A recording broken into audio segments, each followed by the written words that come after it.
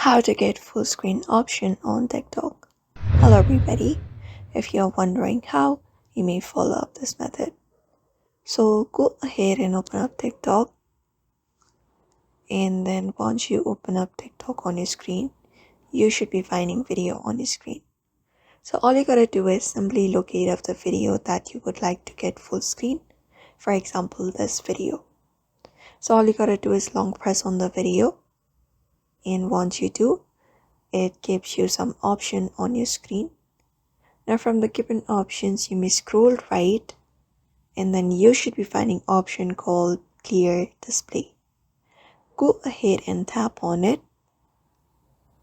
and then once you do, you should be getting the full screen on TikTok. So that's it. That is a very easy method in order to get full screen option on TikTok. If you don't have it yet, you may just go ahead and update your app to the latest version, and you should be able to get it. So that's it for now. I hope this video was helpful, and thank you for watching this video.